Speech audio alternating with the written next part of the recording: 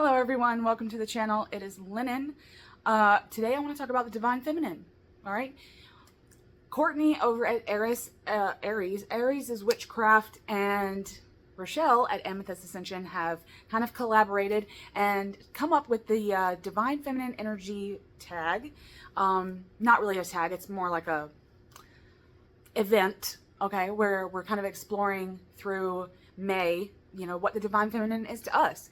And I've kind of been participating in the background, but I wanted to kind of take you all along today and to do something fun, because I want to go through the Divine Feminine with the major arcana of the tarot, and I've kind of been playing around with it for about a week or so, and I kind of want to talk about it. But when this started, okay, so just a little backstory. Aries Witchcraft, Courtney started this and wanted to go in depth about the Divine Feminine and all that, and see what it means to her and what it could mean for the world and things like that. And Rachele over at Amethyst Ascension, I'll leave these channels below, okay, please go check them out, had come up with like the digital booklet, because, you know, she's so creative like that, and her digital booklets and Book of Shadows are so good, okay. So she came up with some spreads and some questions to go along with this event, this Divine Feminine energy event. And so I'll leave the tags and all the people down below. I've watched a lot of VRs to this, Carla's and Selena's and a couple of others that have come on and did their own spin on what they believe Divine Femininity is and stuff like that. So, and it's been really good.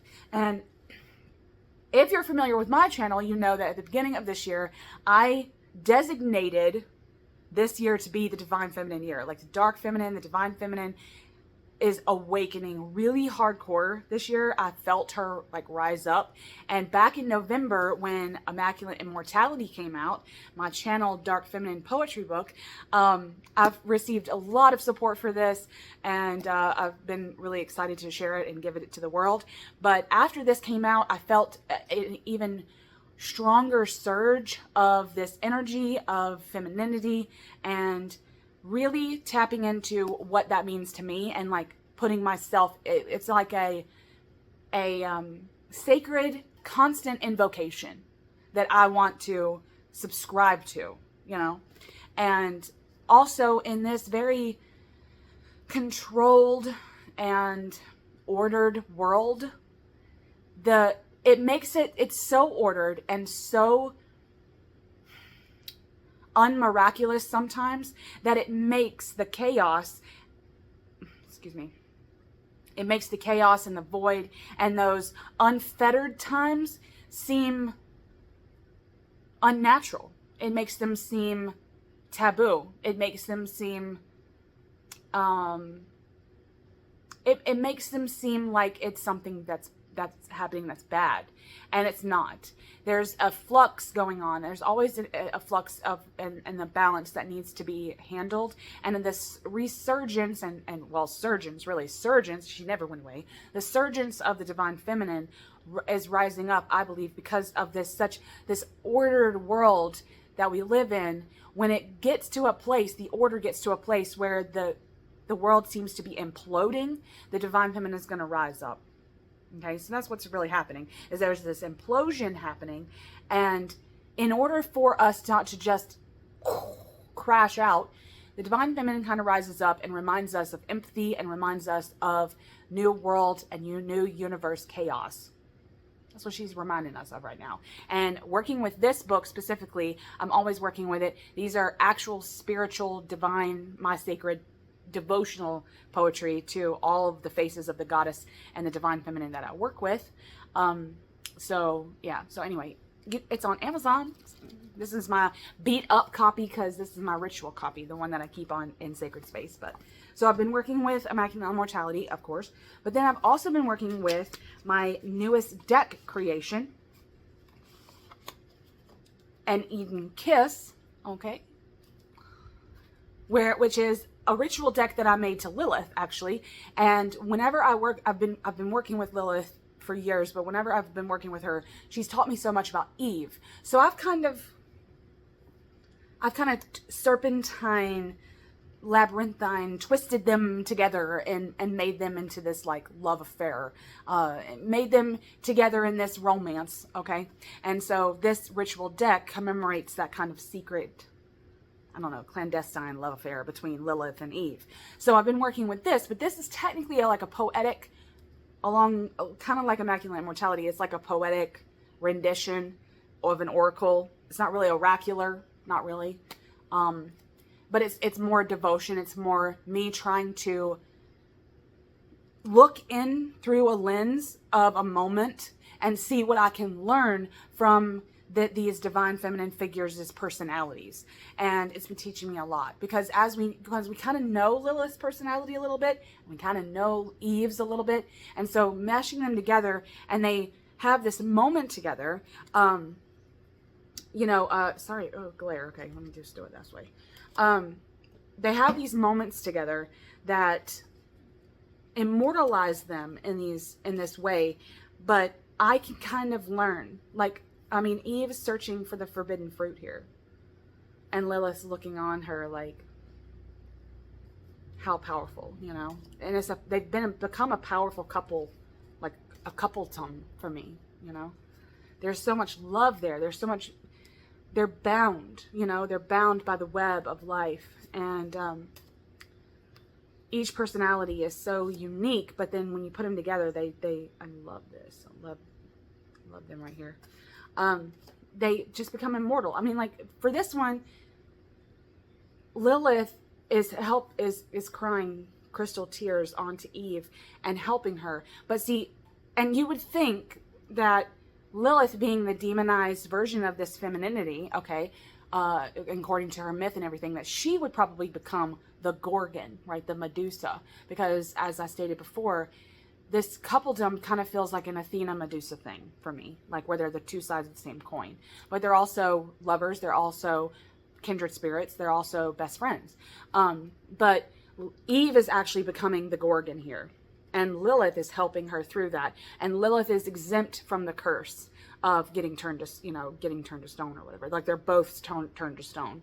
But it's not about the curse. It's more about healing and helping her through her trials, you know, like some kind of togetherness message. But Eve is the one that turns into a Gorgon because of her friendship with the serpent. So so this ritual deck has really been helping me unlock a little bit more of the nuanced personalities in just these two aspects of the divine feminine. So anyways, so I've been working with this deck, but what I want to talk to you today about, it was a long preamble, I'll say a long preface, but what I want to talk to you today about is the major arcana of the tarot. And I got my laptop out because what I had done essentially, let me get comfy. What I had done essentially is made up a majors tarot, okay? And I formed these images and renamed all of the majors for an aspect of the divine feminine that I see in myself. Like, if we change the charioteer to something, what would it be? And stages in my life I've seen these archetypes, stuff like that. Like, it's really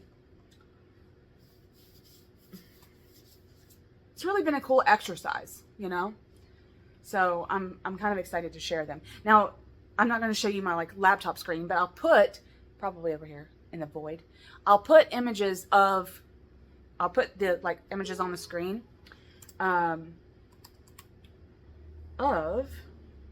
what I had come up with. They're very simple images, but they've been renamed and all that, and I want to kind of go over them a little bit. So that's what we're doing today. Okay, so the full card, I've renamed the Wild Woman. Okay, I'll do like this, settle in here so I can really have a big area right here in the void to put the image. So this one I call the Wild Woman, and I like the term Wild Woman for the Fool, but a part of me feels like she wouldn't be wild yet. It's more about like the unegoic, innocent part of like, it's more about the innocence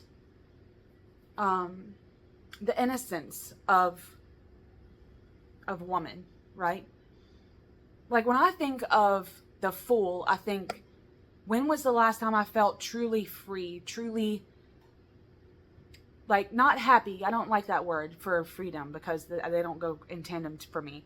But, like, free to make my own decisions. Like, oh, I can just go outside when I want to, climb this tree when I want to. It was like, the last time I was like 7 years old. So I'm climbing trees, I'm digging in the dirt, I'm scouring the woods, running along creek beds.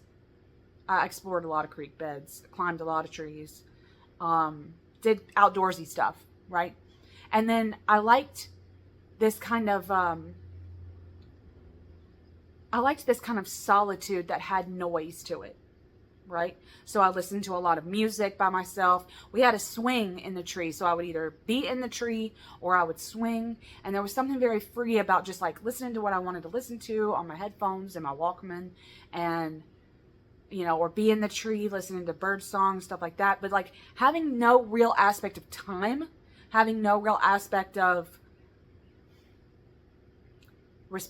responsibilities, like, oh, it's like 6 o'clock, I gotta make dinner, or it's you know, 3 o'clock, I've got to get in the shower and get ready to go to blah, blah, blah. Or, don't let me forget, I got to pay this bill, or whatever. Like, those kinds of things. Like, before, like, that was young, right? Like, youth. But see, how would we get in touch with that kind of timeless freedom in adult life, right? Like, how can you acquire that? And you have to kind of make it a priority. And that's what the wild woman means to me, is that it's not necessarily that I get to a place where I'm completely feral, okay, as I like that word. The feral self of me isn't the one that doesn't have any responsibilities, that doesn't have to pay bills, that doesn't have to, you know, put all of her ducks in a row sometimes and be organized. That's not what that means. It just means that I make my creativity and I make my needs a priority, you know? Like, I think that that's what that means. I think that when I need my solitude, I have to demand it, you know? Like, yeah, there might be things happening, but I have to go through the motions and communicate that with whomever needs to know, because there will be people, especially if you're an adult, there probably will be people that you have to, like, say, hey, you know, like, I need an hour to myself, so, you know, bye. And then I could listen to music, I could do my art, I could work on my books, I could do whatever I need to do, but it's like an undisturbed time that I've allotted for myself, that I make it a priority. And that's getting back to that childlike freedom that I remember, right? And it's also about having a relationship with that voided place, that liminal place between childhood and adulthood, and how so much of the innocence, when it's shed, it feels kind of like you miss it a little bit, you know, like you miss being that kind of free. But then you realize that there's so many other freedoms that come along with being an adult. So there's a balance that is there that, I don't know, that I feel like the wild woman takes for herself. And that's probably what the Fool means to me. Okay, so the next one is the Magician, that I renamed that the Sorceress. Okay, now the Sorceress is one that's going to make some magic happen. Right now, you don't have to necessarily be a magic practitioner to be a sorceress. As long as you're getting things done, this is the one that's getting things done in the way that is beneficial to you, right? Like, that's considering your needs, that's considering the ones that you have responsibility over's needs. But it's really about kind of sometimes having to change the narrative, having to change and find that magic in those times, right? The sorceress is conjuring the magic herself out of nothing, seemingly. And it's like wandless magic. So, but also I like this image because she's got kind of a cauldron here where the magic is kind of like spiraling out of it. And this reminds me of cooking. This reminds me of like this kind of magic that requires your elbow grease, that requires your good, you know, your like really specific, really good thought out intentions. The sorceress really knows what's needed of her, and then she does it.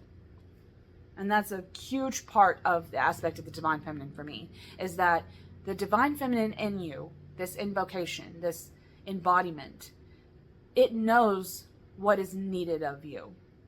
And then it's not going to ask you to do something that's not within your capabilities. And you'll be surprised, I'm always surprised, at what I can endure. Because I've been tested on that. Okay, so the next one is the High Priestess. I just named this the Priestess. Okay, I love this crone-like image, praying to this crescent moon, pillars, this veil there. It's still about the mystery, okay? But I like the reverence here, because to me, a priestess is that part of me, because all of these are technically the parts of me, the divine feminine parts of me that live inside of me, you know? But the priestess to me is that one that's like locked in the temple and having that sacred mystery about them. And there's a reverence and a devotion. It's straight devotion for the mysteries and the unknown. And that's what is the void. This is the void. The temple that the priestess prays in is the void. And we have this kind of emptiness in us, this liminal emptiness. And I think that sometimes the emptiness calls us. And to form a relationship with that is so priestess-like. We form a relationship and we pull the void into us along with the priestess, and they work kind of in tandem to answer some questions, to answer the questions, or to leave a lot of those answers blank and be okay with that. Okay, so the Empress, oh, I got something in my eye. So the Empress is, I've renamed the Mystic. I like this image. It does look very Empress-like, okay. But she's very, her head's tilted down and she looks like she's holding like some kind of stick. And I've put some ruins, like she's sitting on some ruins for her timeless nature. But the Mystic is, there's a quiet mystification about her. The Mystic knows things. She's very intuitive, okay? And she's very kind of at peace with nature and all of what nature can create and destroy. And she's kind of in line with these cycles, right? All of them. And I think that the Mystic is much like the Priestess, but in a different way. The Mystic is a little bit more refined with the mysteries. And she's more foot to ground with them, you know? I like that. I like that river behind her. Very abundant, you know? All right, now the Emperor, I've renamed the Sage because it's an archetype, okay? But for me, the Emperor is the Sage. Now, this figure is in the desert, right? Very Emperor-like, okay? Very dry, very desert. Like trying to find the oasis. That's what I wanted to envision here, is that this figure is like sitting there, you know, looking out over the desert. They're observant. The Sage is observant. That's where their wisdom comes from, is that they're observing, they're paying attention. They're paying attention to the cycles we saw in the Mystic. But the Sage has more of a observance to them, that they're learned. They're wanting to pour in the knowledge, you know? Now, some people could say that the Sage could be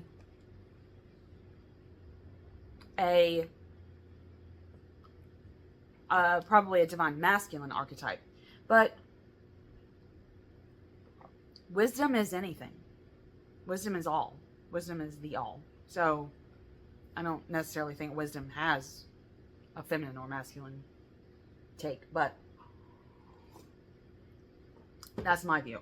Okay. All right. Then the Hierophant, for me, this one is special, okay, as a divine feminine archetype. The part of me that is divine feminine, because all of these are parts of myself.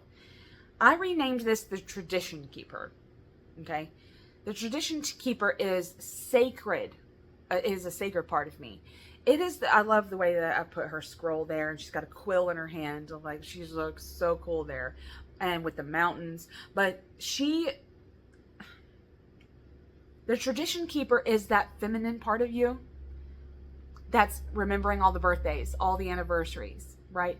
Remembering play dates, remembering soccer games, and remembering doctor's appointments, and remembering holidays, or coming up with holidays. Get it, you know, like, say you're the one that usually hosts the family stuff, or the holiday get-togethers, or you're calling everyone in the address book and telling you, hey, this is happening this weekend, or this is happening on blah blah blah day, and there's such a especially for me, okay, this is such a huge part of my femininity, is that I feel like a tradition keeper a lot of the times. I've got a date book full of stuff that's going on. I've got calendars everywhere in my house, dry erase board calendars, real calendars, my Google calendar.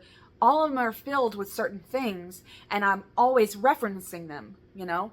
And it's just about keeping the traditions alive. Yeah, they might be a dentist appointment this day, or this appointment for the kids, or whatever. But it can be any kind of appointment keeper. It's an appointment keeper. It's a tradition keeper. You're keeping the wheels of tradition alive.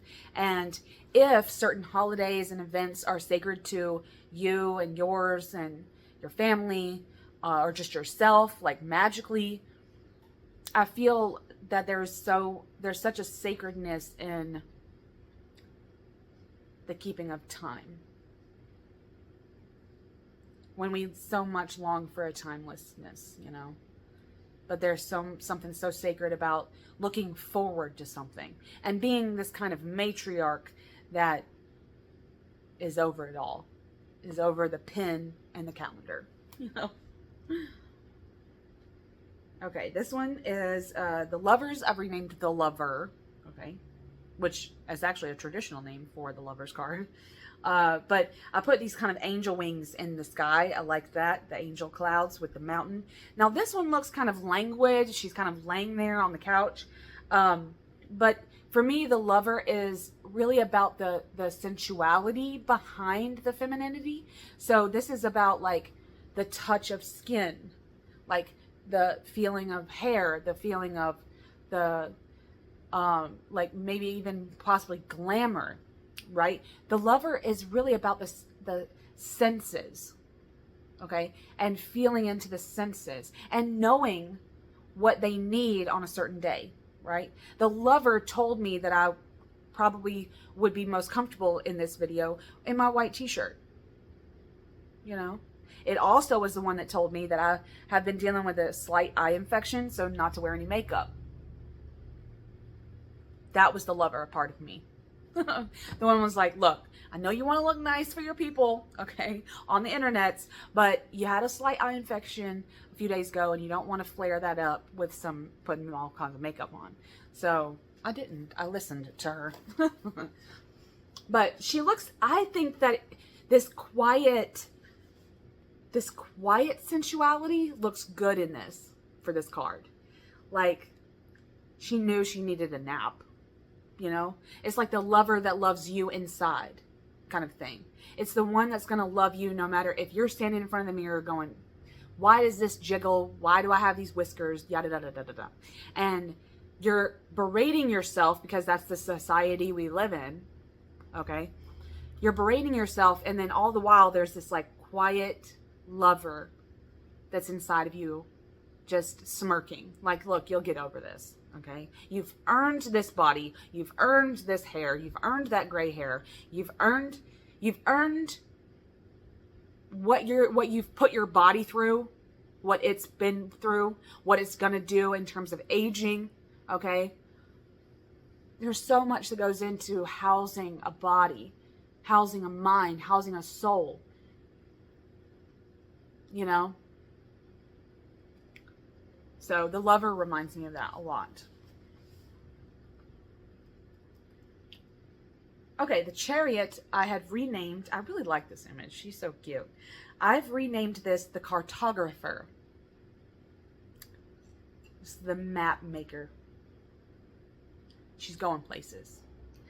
The Cartographer for me is the one that's making the maps. She's building the blueprints of a life for me, inside my psyche.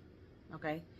The Cartographer is holding a map and is holding, again, a pencil and is writing the blueprints and is making plans and goals, sometimes goals and plans, and mapping out a life, mapping out. And it could be like one of those like cool string hand games that you're playing where you're like, okay, now the finger goes here and boom, bam. And I think that that's a good quality, you know, that there's someone that's inside the scriptorium that is my soul, blueprinting my whole life out as it goes, as it's lived, like writing it down with my timeline, kind of like the tradition keeper. They're kind of married in that way. Okay. Justice. I put Justice for 8. Okay. I put the Peacekeeper. Okay. There is so much. Okay. So much about the Divine Feminine that is about keeping the peace. It is insane. It is insane how much the justice of the Divine Feminine is about keeping the peace. Is about truce, is about peacekeeping, is about mediating. When I thought about it, I thought, you know, the real justice that lives in me is not only the advocate, is not only the rioter, it's not only the justice, social justice advocator, it's not only the devil's advocate, there's something about keeping the peace that is so feminine to me. There's a feminine part of myself that lives inside of me. And I love this pose of this figure in this courthouse, that she's just sitting there like, okay, what am I dealing with today? You know? But it's not always pretty. Okay, it's not always pretty. All right, the ascetic, which basically means like a monk, living like a monk, is my hermit. Love the quiet tones of the background of this hermit, and then her pose looking down at this throne, this crown of thorns, but just like this inward gaze, like she's kind of gone unfocused, and she's like really thinking in her head. And that's a huge part of me, is the ascetic, the one that's really quiet. There's a quiet solitude and stillness in it within, you know. That's so much the hermit to me for the Divine Feminine, because I think the Divine Feminine, it needs its stillness, it needs its solitude. I think she does.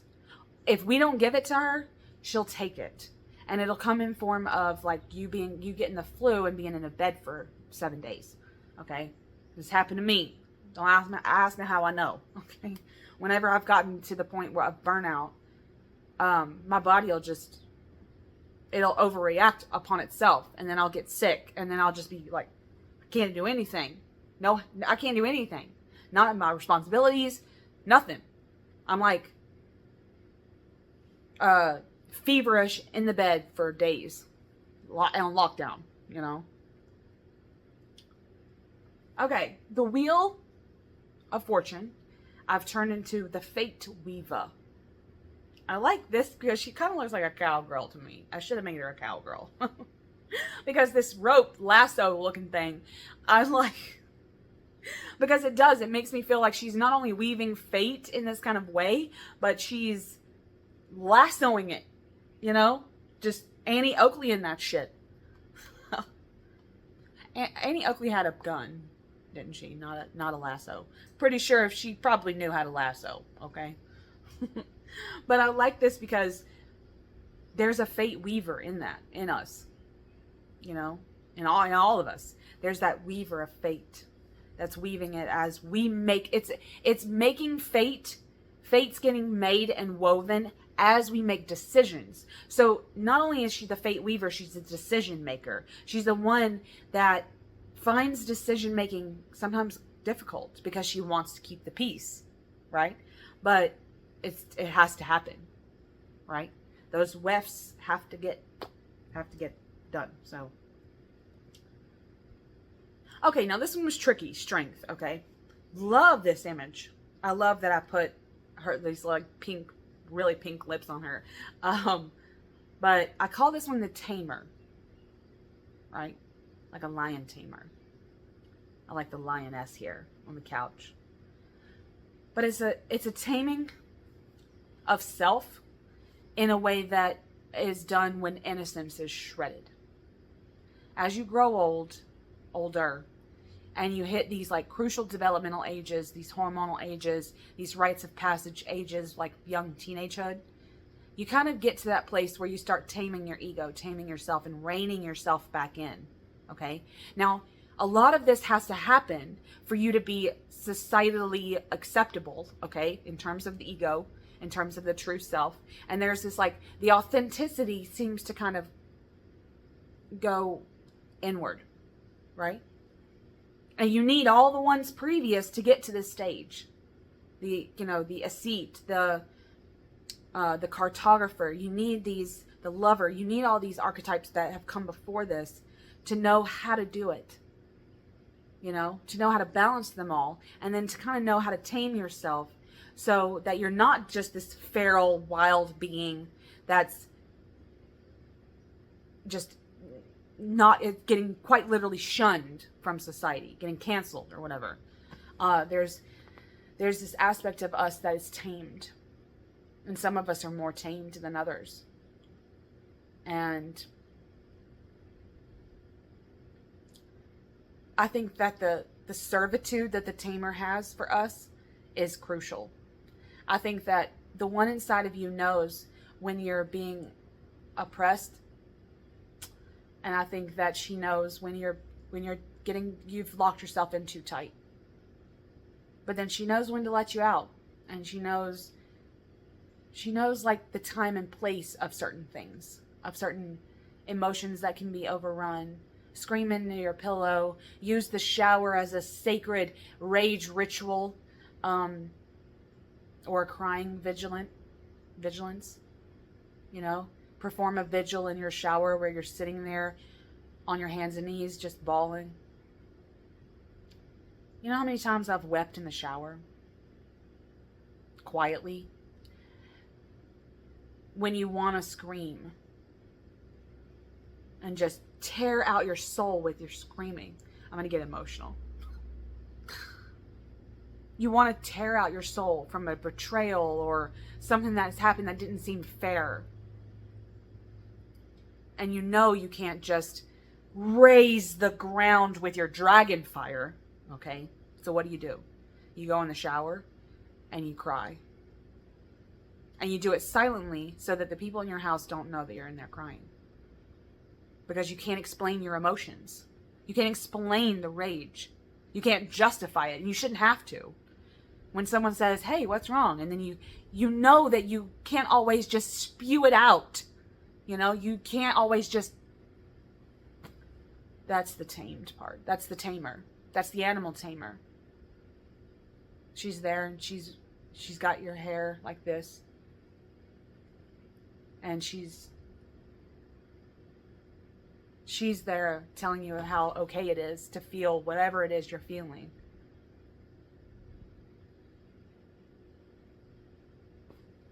Oh, geez, okay.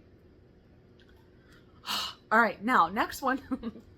The hanged one, I've renamed the acrobat. Okay, now this is the one that's going to run circles around everybody else. This is the one that's getting things done again. That she's kind of manipulating all kinds of situations to get things done. So she's performing tricks of the trade, okay? You could think of this as like life hacks. This is the life hack expert inside of you. The one that's working smarter, not harder. Okay, that's the acrobat. She's the one that is running circles around everyone else, trying to form the best way to get things done, as you know, in the most efficient way possible. She's very efficient. But there's something so feminine about the acrobat to me, because I've been there. I mean, I've been all of them. I am all of them. They are all me. There's something so juggling about this acrobat, about the acrobat inside of me. You know, how to juggle this. Oh yeah, I'm going to add that to my plate. Blah, blah, blah, blah, blah. Okay. Now, I will say that you need the tamer, because the acrobat can put a whole bunch of stuff on their plate, like they're holding those plates up like you're at the circus, okay? And they don't always know when enough is enough. So you need them all. That's why you need all these archetypes. Okay, now death. This is a long one. I'm talking a lot. I hope y'all are still with me, okay? Death has become the executioner, okay? Look, we've all been there. We have to be able to let things go, right? We have to be able to let things go. And death, the executioner, is right there to tell us. Okay, I'm not selling it. The executioner inside of me has not been loquacious, okay? They have been a silent mercenary. Whenever my body and my mind and my soul knows that, like, you've got to stop beating yourself up about that. You need to let that shit go. You need to stop feeling guilty about something that you had no control over, yada, yada, yada, yada. They're not saying any of that. I'm saying that to myself. But then the executioner just goes like this, like, you know? And then teaching you about forgiveness, and teaching you about letting things go, and teaching you about necromancy, and teaching you about death and finality, and cutting that relationship out of your life once and for all. It's just all kinds of stuff. She's my mercenary. That's what I should have named her. She's my mercenary. Oh, look how divine she looks too, with that white rose in her hair. I love you. I love her body too. Like, she's just so muscular. You know, she reminds me a lot of Joan of Arc, which I love that Carla talked about in Miss Culotta's musings. I think I left her channel below, but she talked about Joan of Arc, like, y'alls. Okay, now this one's cute. She's so cute. Temperance, I renamed the Moralist. Okay, I love her little pink Converse. She looks so cute. Now, how many people want to go walking around this creek in these cool Converse, just butt naked otherwise, you know? Just butt naked, except for shoes, which I'm a barefoot girly, so I wouldn't be wearing anything, but just so cute. Anyway, I called her the Moralist because she's a balance keeper, but she's the one that's inside of you that is like keeping the morality up, okay? So she's keeping your compass pointing north, right? And the arrow is constantly in flux, okay? This magnetic arrow of the compass, okay, is always kind of in flux. But morality works like that. It's kind of like a wave, and it comes and goes. And you're really not tested morally until you're tested morally, okay? And the feminine is always tested morally, okay? Because we've been demonized for a long time.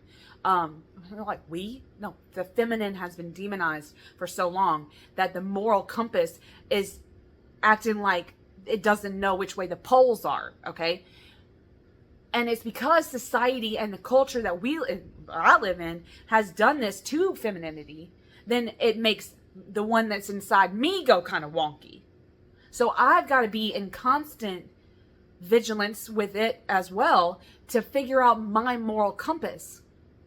And if it, how am I doing it? How am I doing morally that is for me, not someone else's view of what moralities I should imbibe, Okay. Okay. The devil. Isn't she so pretty? I called her the tempter. Actually, you could say the temptress, but it's the temptress. The one that is tempting you. And I feel like here she's kind of married to the wild woman a little bit. But the tempter is not bad. Okay? She's not. She can be. She can be a bad bitch. You know, like the I'm not bad, I was just drawn that way, Jessica Rabbit crap. Okay? But she can be a bad bitch. But she can also be the one that's going to let you say yes sometimes. Let you say yes. Let me say that again. Let you say yes. Because so much of our lives we feel like we can't say yes. You know? And we need so many of these archetypes to help us through life in general. But then the temptress just comes along and she's like, you know what? What's so wrong about that? No, I'm not saying it's not wrong, whatever it is. It could be downright wrong. But the temptress is there to teach you how to say yes sometimes. To have some fun every once in a while, you know? It could be something as simple as, hey, do a cannonball. I know that you're 45 years old. Do a cannonball. You know? One time we were at the lake, actually, last year or the year before, we were at the lake. And I noticed off in the distance that there were some teenagers that had rope. And they were swinging from the trees and falling into the lake, right? And I was like, oh my God, I remember doing that. I used to cliff dive. Not high cliff diving. Okay, but I used to do some cliff jumping, so fun. Okay, and I had that wash of, God, I remember that feeling. I loved it, and I wanted to go over there, right? The temptress was like, why don't you go over there, you know? And I'm like, God, I'm too old for that. I'm too old for that. And I didn't go over there because I didn't want, because at the end, I was like, it probably would have been fun, but this was their moment, you know? And deep down, I knew that. I knew that they were having a sacred time, these strangers that I didn't know. And I didn't want to interrupt that. They were having the best time. It was bringing me joy just to watch them do it, you know? So anyway, the temptress is good sometimes. Good for us. All right, now the tower, like, how can you make this divine feminine? Okay? The disruptor, okay? Now, you could call this the manipulator, too. The manipulator would be a good word for the devil, also. You know, someone that... I wanted people to know, like, when I'm talking about it here, that the temptress is... that it can be a good thing. When manipulator is not always a good thing. That's you relinquishing control. A manipulator is going to take control in most of that. But a temptress is just... it's still your choice. You know, you're actually not technically always getting manipulated into it, but you're just kind of getting talked into it. You can talk yourself out of stuff that you're talked into. It's called self-control. So they teach us this stuff. But the disruptor is the aspect of nature that's going to come along and send you, you know, an earthquake or a hurricane or whatever. But you need her sometimes to create blank slates and push the reset button sometimes. That's what the tower is. It's telling you, look, you need to hit the reset button on this. Whatever this is. Situation, whatever. Okay, now my star is my revolutionary. Okay. She is the one at the... okay, I also think of these as like a council of ladies. Okay. And they're at this huge round table, all of these parts of myself. And the revolutionary is the one that's going to come with a very trendy idea. A very out there, trending idea. And she's got a lot of innovation about her. She's revolutionary in the way she thinks. Okay? Actually love this aspect about myself. But it's like the one that is very creative with their ideas. It like makes all the other people and all these other archetypes at the table like, what are you talking about? And like looking at her like she's nuts, you know? But the revolutionary is like, yeah, right? Right? Like, Elle Wood's kind of a personality, you know? And I don't know. The revolutionary's good for the table. She's got a good seat at the table, okay? All right, now my moon. My moon. What could I have named the moon, right? My lunar goddess here. I named her the Rogue. Yes, right? She's my quiet night stalking rogue that lives inside of me, right? No fear. Just a stalking the prey. Again, like my mercenary. But the rogue is like my Aragorn, you know? My Strider. My one that's walking the wilds of my psyche. On the outskirts of my psyche.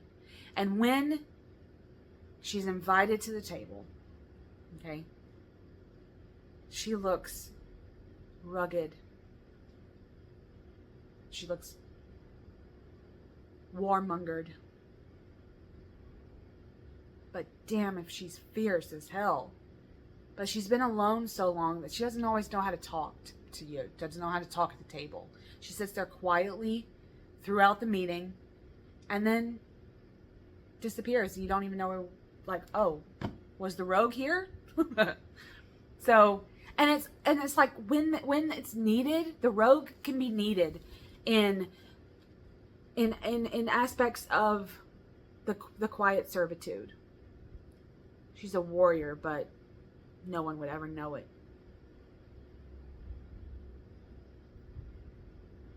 I love her so much. So again, she's kind of married in a way to my Hermit card. She is, because 18 adds to 9 numerologically. So the moon and the Hermit are kind of married in a way. But yeah, she's my Hermit in a way. But she's like my rogue. See, rogue implies that there's a group, and then this one is like the loner, like the lone wolf, right? Still part of the group somehow, but you don't really ever see her. She's just elusive. Yeah. Okay, now my sun, sitting on this field of sunflowers, is my truth sayer. Okay, by God, sometimes she annoys the ever-loving hell out of me. Okay? I don't want the truth sometimes. Sometimes I'm like, please lie to me. Please lie to me. She ain't going to. Okay. She can be so damn annoying. But the aspect of feminine that's the truth sayer is so powerful. And you need her. I need her. And when she's at the council, she's saying some hard ass truths. She's shedding some light on some stuff you don't want to get shed. You don't want to see the light of day. And then she's like, you know what? Blossom is a blossom is a blossom. And the field of sunflowers will tell the truth.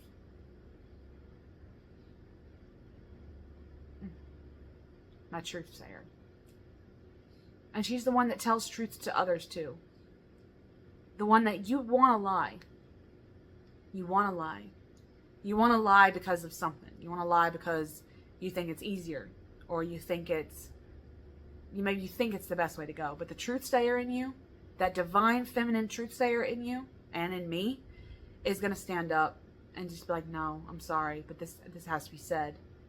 This has to be done. And they're going to say some powerful truths. And it's going to be annoying. It's really going to annoy you. It's going to grate on your nerves. But then once it's done, it's done. And it's out there. And you had no idea how much she was needed. Okay. Then judgment turns into the judge. Right? Not the peacekeeper. Okay. But they have a sacred mystery about them.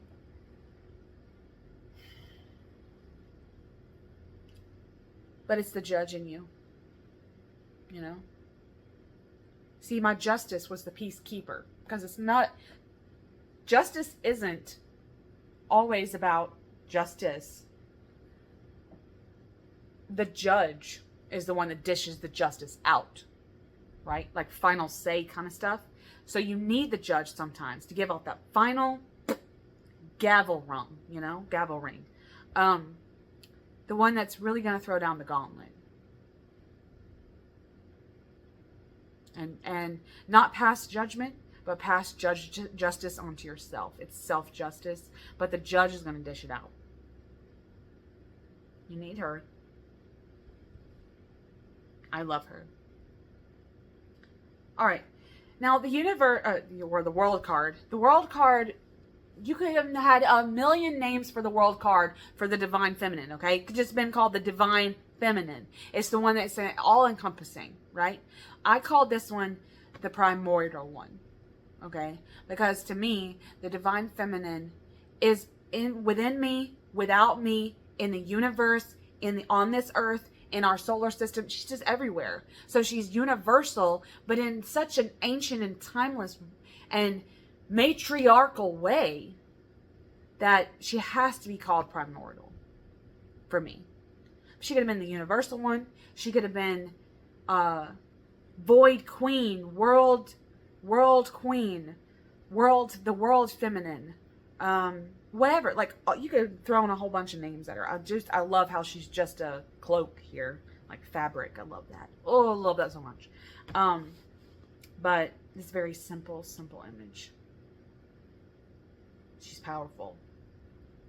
And there's no hierarchy here for me though, right? All these other archetypes live within me. So how am I having a relationship with this omnipotent divine feminine? The divine feminine. How am I having a relationship with this? It's like having a relationship with that chaos and that void and the primordial energies that were present at creation. How are they still playing out in today's world? She unlocks all that for me. So, anyway. Okay, so there was a little bit about a long video. I hope y'all are still here. If you're still here, put 3 purple hearts in the comments. I had so much fun doing this exercise, going through the major arcana and thinking about the divine feminine in me a little bit. And I want to thank Courtney. I'm going to keep going. I don't have Facebook, but they do have a Facebook group for this that they're going to be talking about. Go check all the channel links below so you can find out where all that stuff's at. But so I'm not on Facebook, but I'll be going along through the divine feminine this whole year probably and beyond, because the primordial one inside of me is calling out, this will be forever. This will be forever. Not just now. Not just May 2025. Forever. Okay. Thank you. Thank you so much for doing this, okay? And getting us a place where we can get kind of out of our shell and think about, you know, divine feminine in bigger, bolder ways, okay? So thank you, Courtney, and thank you, Rachele. Thank you all the other people that have done VRs. I've been enjoying them. And I hope y'all are having a magical day. Much love.